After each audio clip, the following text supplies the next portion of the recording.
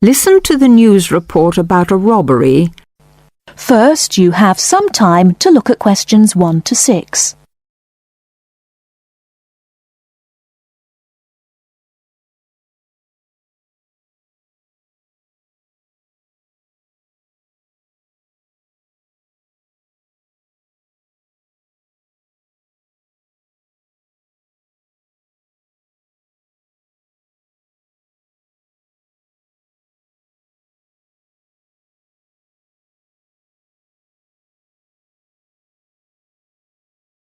Now we shall begin. You should answer the questions as you listen, because you will not hear the recording a second time. Listen carefully and answer questions 1 to 6. There has been an armed robbery this morning at the Halifax Building Society's branch in Edward Street. John Briggs is at the scene with Detective Sergeant Henry Lawson. Detective Sergeant, can you tell us what you know about the robbery?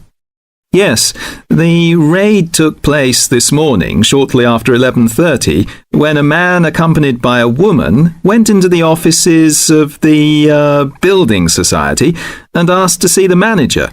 There were no other customers in the building at the time. They were let into the manager's office and the woman produced a gun from her handbag. Then they took the manager back out of his office and made him tell the cashiers to hand over all the money they had in the tills and in the safe. It came to about $25,000. Presumably, you have a number of witnesses. Yes, we have a good description of both of them. The man was about 1 meter 80 centimeters, around 35 years of age, with blue eyes and short curly red or ginger hair. He was wearing jeans, a green sweater, and a 3/4 length blue coat. When he spoke to the cashier when he came in, he called himself Mr. Erickson, but we doubt whether that is his real name. But we do know that may be his real name. He also spoke with a strong Scottish accent, which may help us to trace him. Before you hear the rest of the conversation, you have some time to look at questions 7 to 10.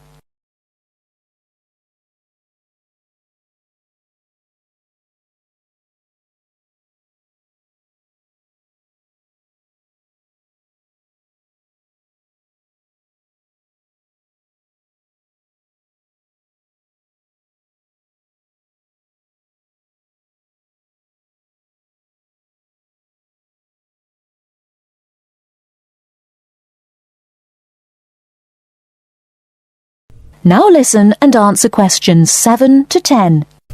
And what about the woman? Now, she is in her early 20s, slim and quite tall, about 1 meter 70 centimeters.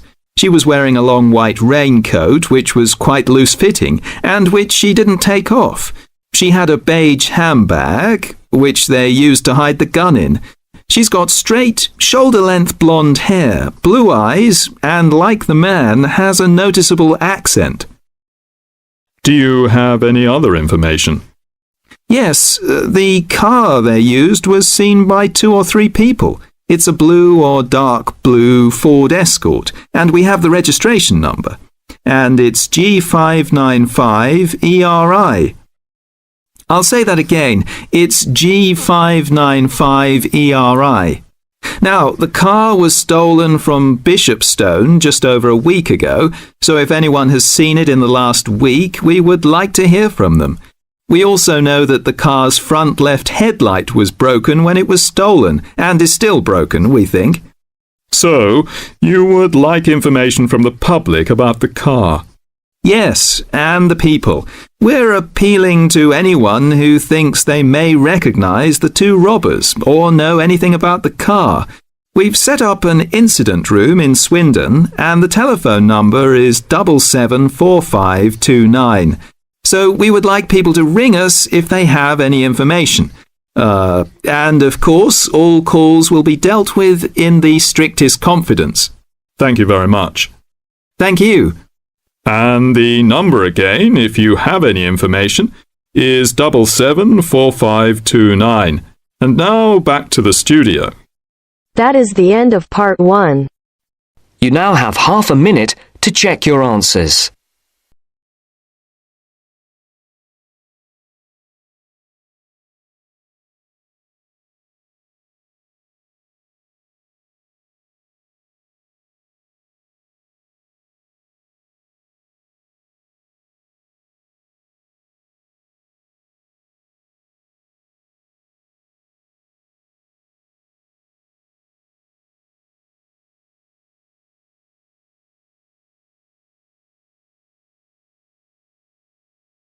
Part 2. You are going to listen to a conversation between two students about preparing a questionnaire as part of an essay assignment.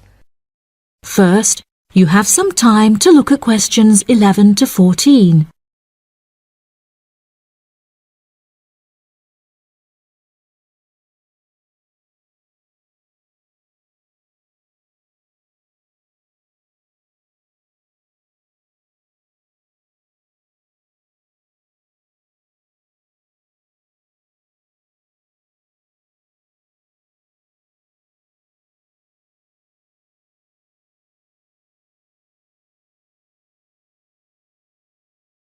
Now listen carefully and answer questions 11 to 14. I've never written an essay of more than 1,500 words before, Anne. Me neither, Mark, and it scares me. I wouldn't worry. We'll just have to pretend it's 4 essays of 1,500 words and join them together. It says here in the assignment notes Dr. Brightwell gave us that we're to write between 5,000 and 6,000 words on some aspect of students' attitudes, backed up by our own research, which we present in the form of tables, graphs, charts or whatever, and supported by reference to the list of books she gave us. Oh, I didn't realise there had been so many social science books written about students. Oh, yeah. There are a lot. And the questionnaire? Yes. We have to prepare a questionnaire to gather our own data for the graphs, etc., and hand it in to Dr. Brightwell in draft form in 2 weeks' time. 2 weeks? That's what she said, and what it says here. She says that it's better to have it checked before we go on to collect the information and start the writing. Suppose she's right. We'd better get started then. But she didn't say how we were going to put the questionnaire together. Does it say anything in the notes? Nope. It only says that we are limited to 4 sides of A4 and no more than 50 questions. If that's the case, it's not that bad. Before you hear the rest of the programme, you have some time to look at questions 15 to 20.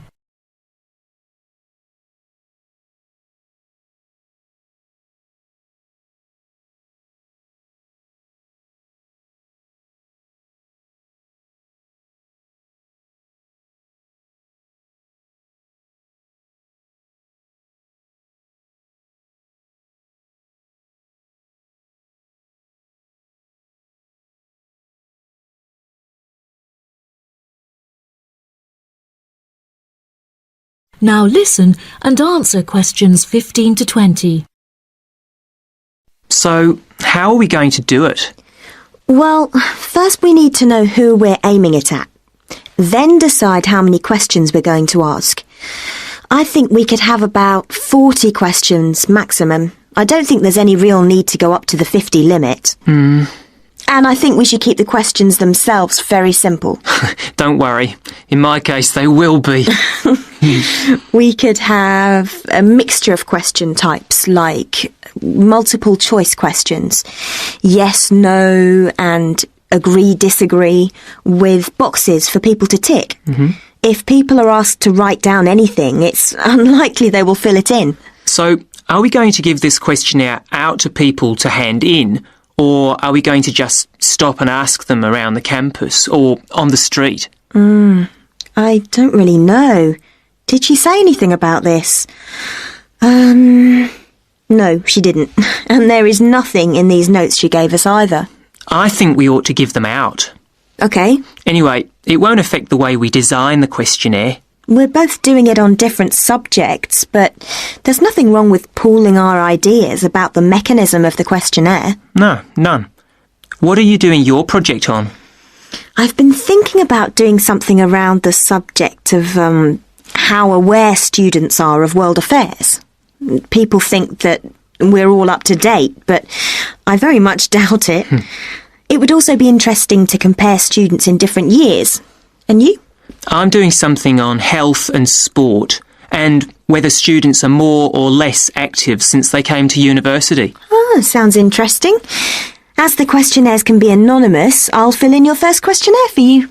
But I'm sure you won't be surprised by my answers. Somehow, I don't think so. I suggest we put together about 20 or 25 questions each and then meet tomorrow or the day after and compare them. Are you going to type yours up? Yeah, then I can come round to your place and we can work on them. You've got a laptop, haven't you? Yes, and I've got some new design software so we can play around with the layout. Brilliant. Are you any good at doing charts and things? I know how to do simple things on the computer, but we'll sort something out. OK. I feel much better about all this now. It doesn't seem quite as bad as I first thought. No, don't worry, we'll get it done. That is the end of part 2. You now have half a minute to check your answers.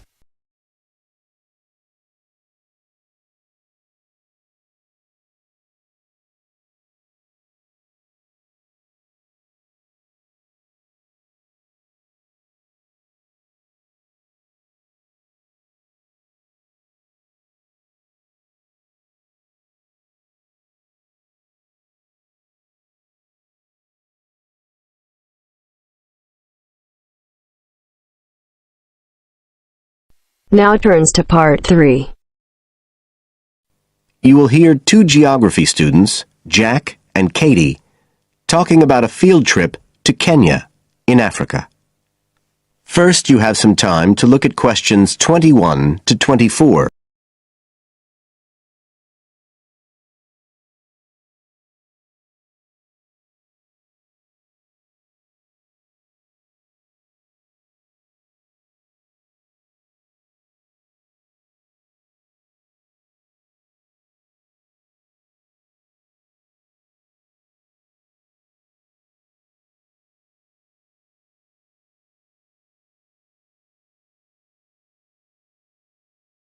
Now listen carefully and answer questions 21 to 24.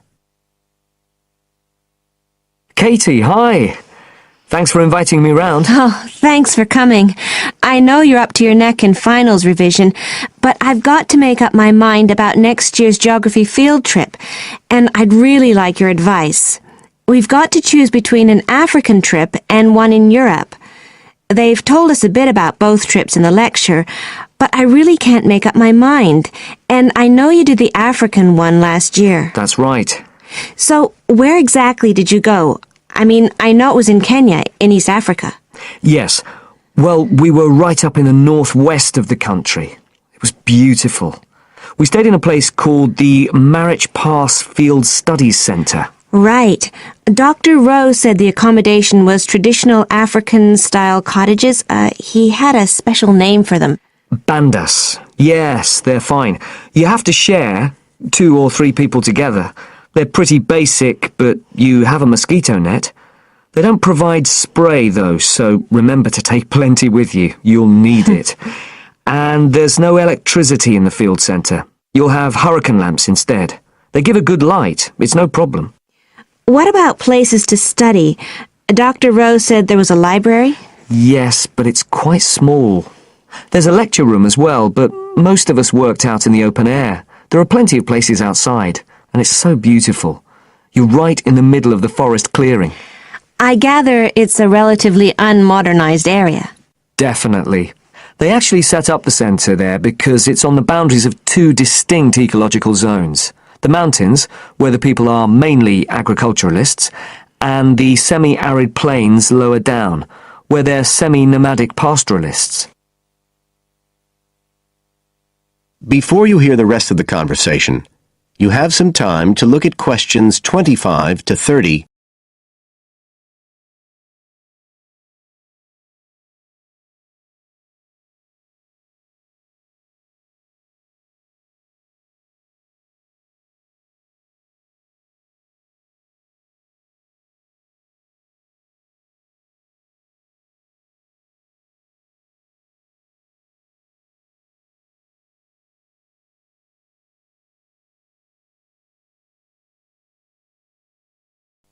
Now listen and answer questions 25 to 30.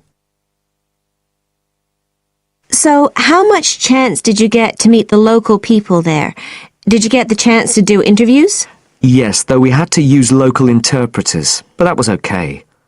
Then we did field observation, of course, looking at environmental and cultural conditions, and morphological mapping. What's that? Oh, looking at the surface forms of the landscape, the slope elements and so on. What about specific projects? Yes. After the first 2 or 3 days, we spent most of our time on those. We could pretty well do what we wanted, although they all had to relate to issues concerned with development in some way. People did various things. Some were based on social and cultural topics, like the effect of education on the aspirations of young people, and some did more physical process-based studies, looking at things like soil erosion. My group actually looked at issues relating to water, things like sources such as rivers and wells, and quality and so on. It was a good project to work on, but a bit frustrating. We felt we needed a lot more time, really. Right. Dr. Rowe did say something about limiting project scope. Yes, he told us that too at the beginning, and I can see why now. What else?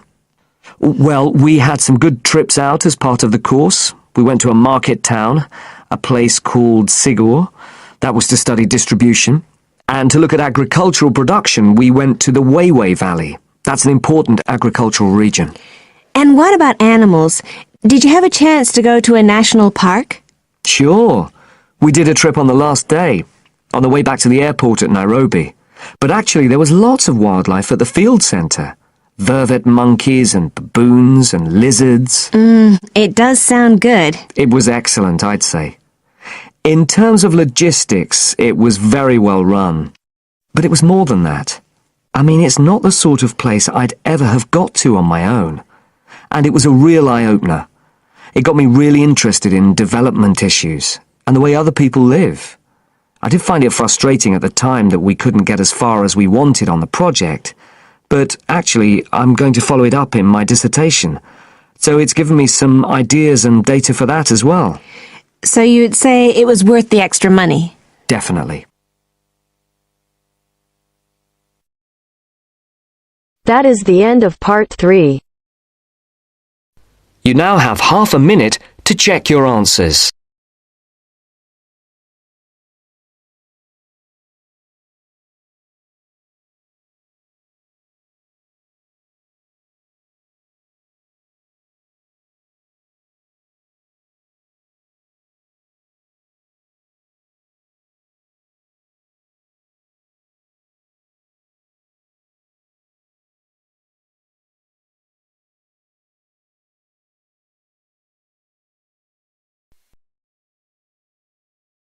Part 4.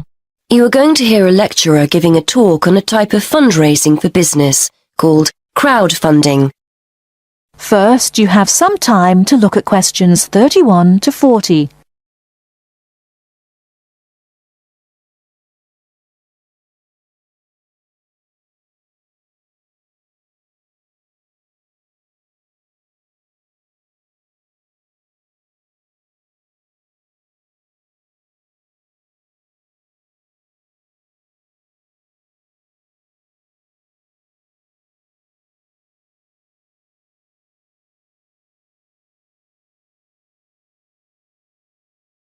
Now, listen carefully and answer questions 31 to 40.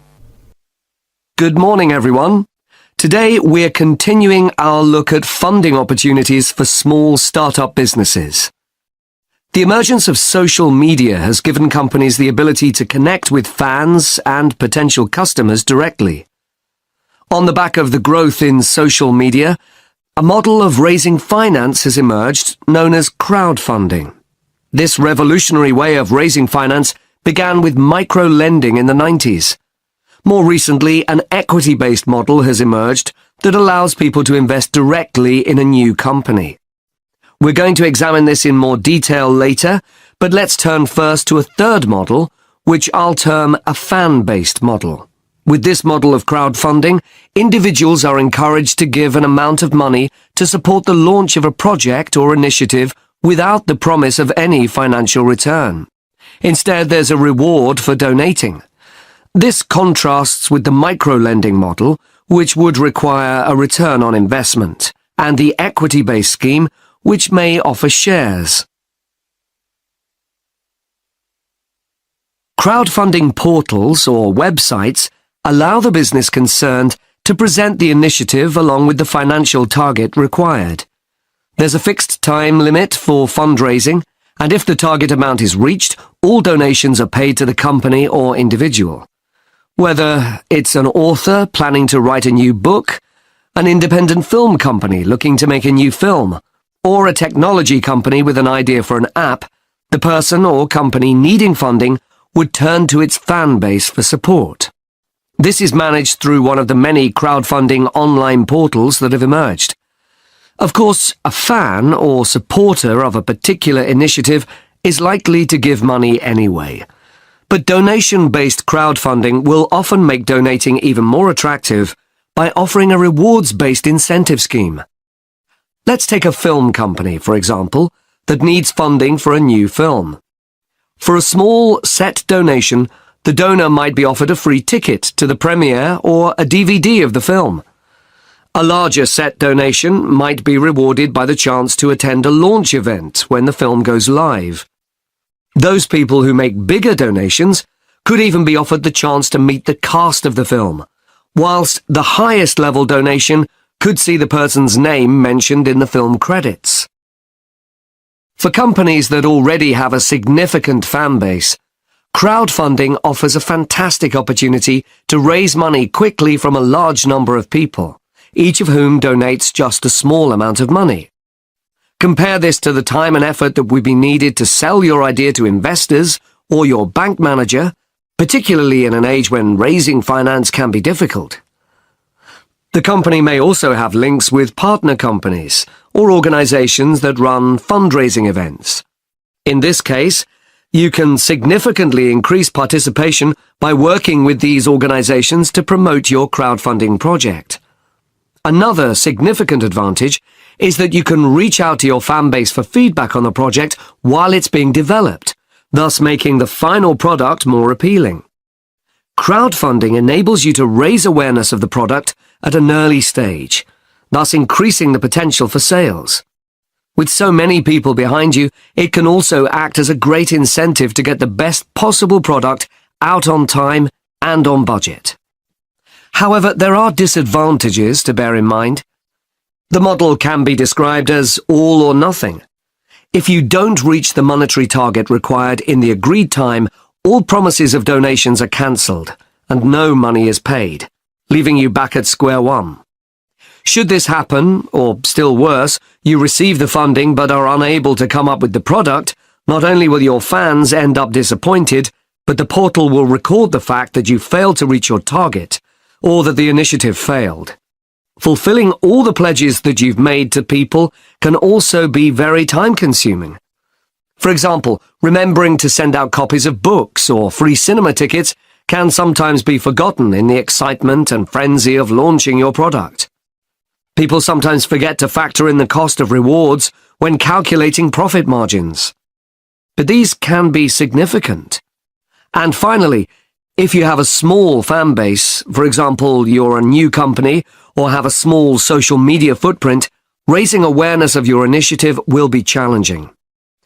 These drawbacks aside, donation-based crowdfunding is a wonderful opportunity for individuals or small startups to raise funds for that exciting new project whilst reaching out and connecting to the people who are most likely to support and promote your work for you. That is the end of part 4. You now have half a minute to check your answers.